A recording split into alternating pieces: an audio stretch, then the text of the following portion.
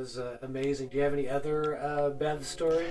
I do. I have one more Bev story. So the part of him getting over cancer is just like one chapter of this whole thing of this incredible guy I got to meet.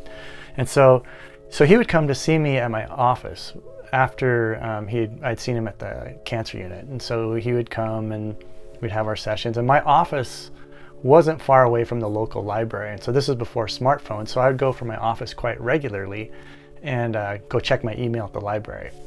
And so one day I was over there on my way over to the library, and out front of the library there's Bev, and he like wore this like really like long red coat, and he wore an orange hunter's hat, you know.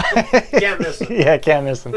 And so he's standing there. So we're sitting there chirping away on the sidewalk, you know, and then this guy pulls up on his bike, and his name was Richard. And I'll never forget Richard because he was the first client I saw in the cancer unit.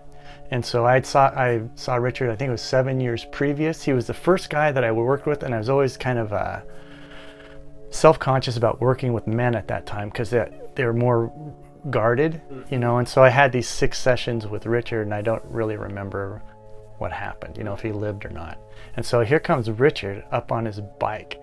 He gets off, and I go, oh my God, he's alive, for one. And then we're talking to Bev on the sidewalk, and they both have this, they soon find out in the conversation, they both have this thing in common, that they had both had cancer and they had both worked with me.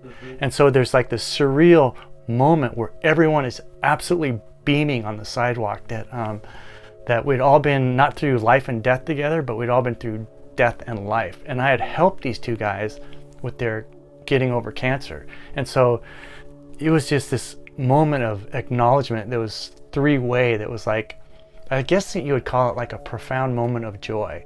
I'll never ever forget it. And then I thought about it later, and I thought, you know, this is the reason I do this work.